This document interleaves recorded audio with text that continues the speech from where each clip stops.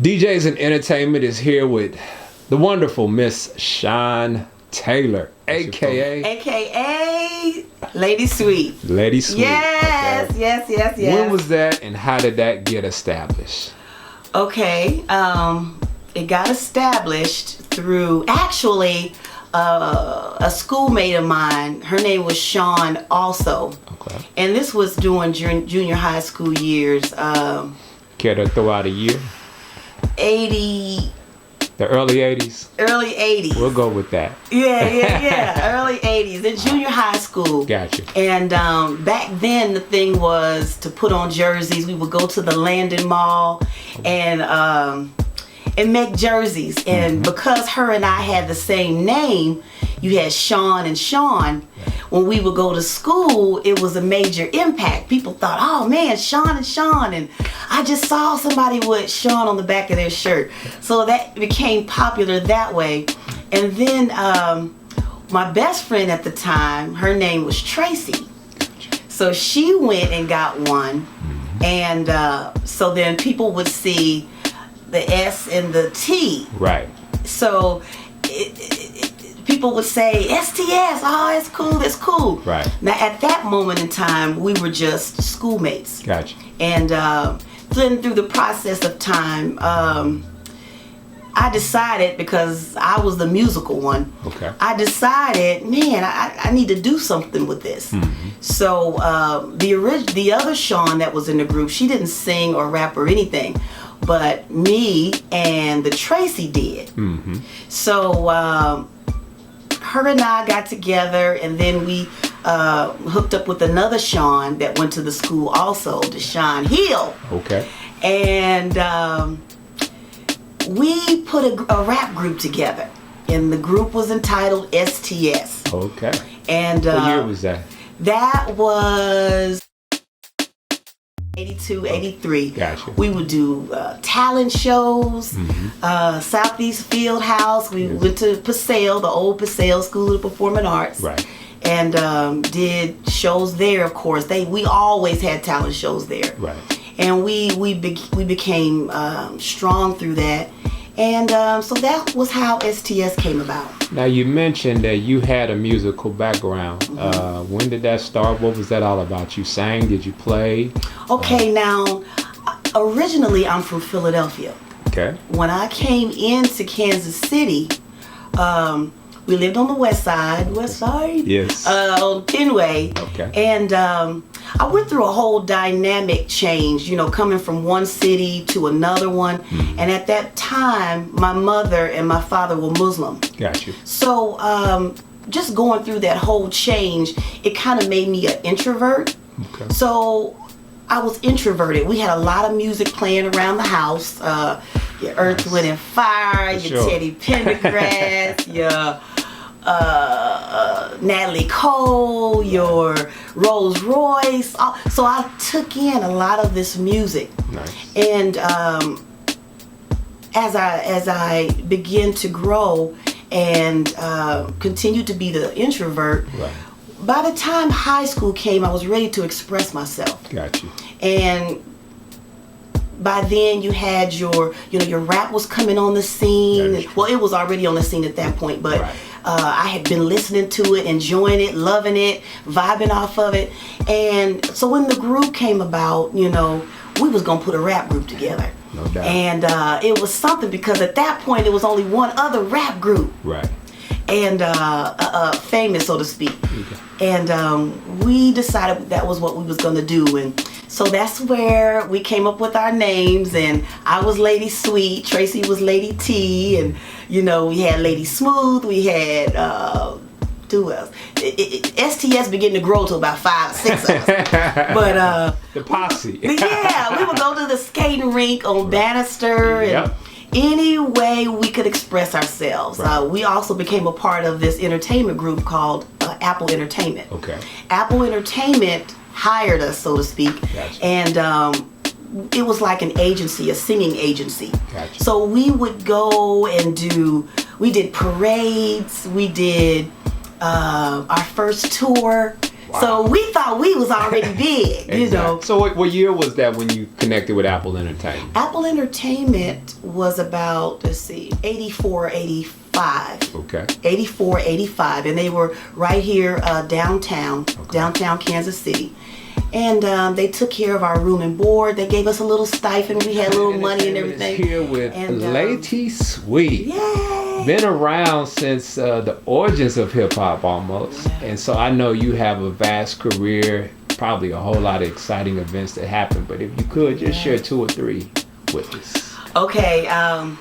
Being a part of Apple Entertainment, we were signed on with them. It was a singing agency. And they organized our first tour.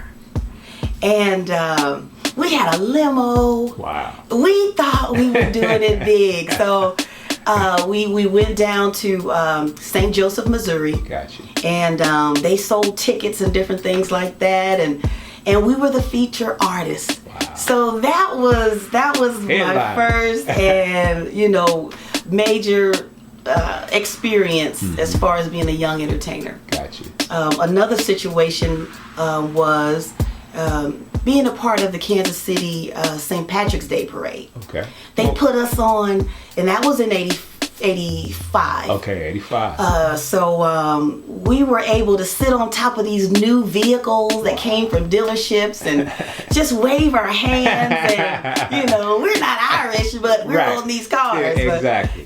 For me, it was a major experience, and I highlighted my career back then. MC Lady Sweet. Yeah. Been around hip hop. I want to find out, why do you love it and what drew you to it? Was there a group, or where did the love come from for hip hop? The love first came from the music. Gotcha. The music was dope. I mean, you had your bass, you had your consistent flow, you could dance to it. Back then, people was pop locking, you know, and I could pop lock. But that female voice sequence, get up, get up, get up, get up, get up, get up, get up, get up, sit back down. That was the cut. That was the cut. I agree. So, you know, I would sit on my kitchen table and I'm like, I gotta write something to this. I gotta write something to this. So I wrote something to it, to the instrumental of it, and I went to school and at recess, and I let some of my friends hear it at recess.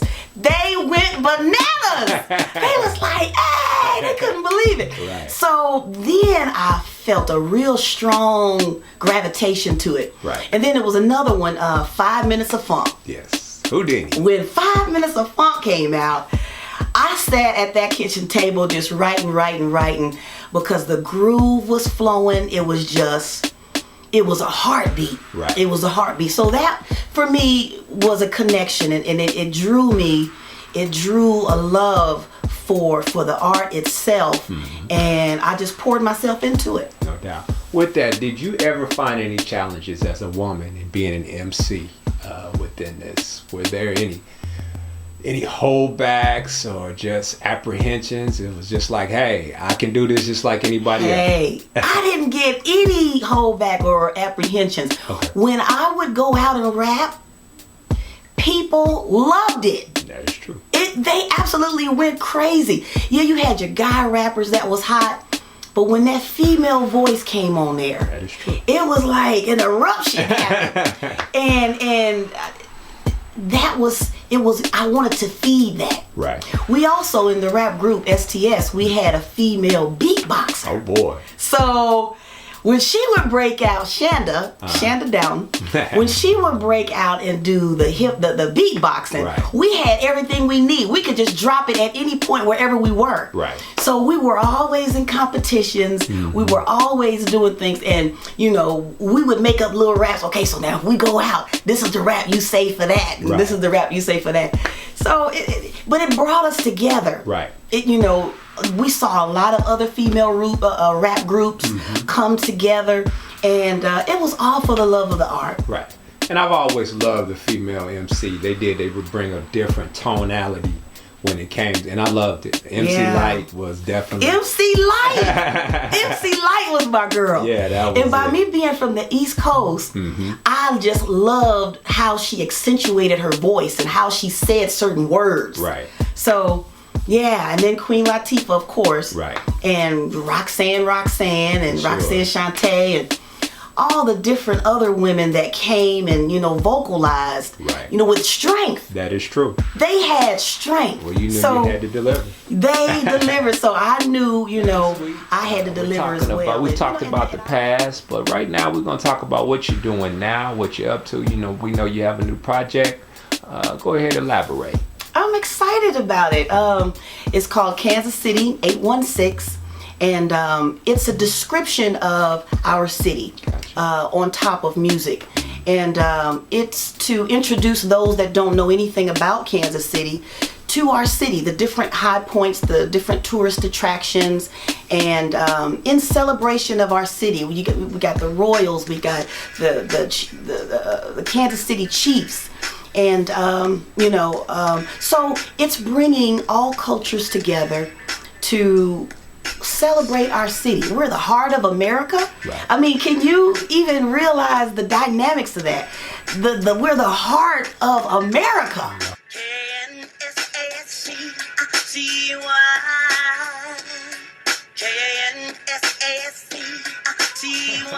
Because I really like that hook, but the hook on your song was that was a long hook, but that let you know the experience. K-N-S-A-S-C-I-T-Y K-N-S-A-S-C-C-C. Yeah. I love it. See, that's experience right there. That's what that is. To throw that down. So besides that project, what else is STS coming back? No. Are they coming back? Everyone is doing their own thing at this point. Right. And right now it's just me. And what I'm doing is I sing praise and worship. Gotcha. I sing person-to-person music, you know, intimate songs in the spirit. And I do it so that souls can be awakened, so to speak. Yeah, you got gospel music and you have it the way it goes, but I have a different dynamic on how I do it. I basically sing the word itself. Gotcha.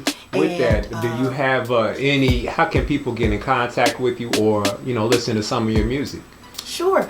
You can go to YouTube, Shawn Taylor, and Still Shawn? Still just SHAWN Taylor. Yeah. And you can look me up and I'm there. Definitely on Facebook, definitely on Instagram under Shawn Taylor KC 816. And you can reach me personally. I'm called to I've written commercials for Panera Bread. Oh, wow. NFM, Nebraska Furniture Mart. Wow. And so these are the types of things that I'm doing, and there are so many different areas that I can go into as far as musically is concerned. But it seems as though you're happy and content with where you are musically and just still being able to exercise that outlet. Yes, I am. I really am. It's an expression. Right. It's an expression. And if anyone knows anything about me, I love to just express myself. And, you know, the fact that I get a chance to do it with music, and that's a love that I have too, is a zone that I will forever be in. Nice. Yeah. Well, we'd like to thank you, Lady Sweet, Yeah. DJs and Entertainment. You're welcome. All right.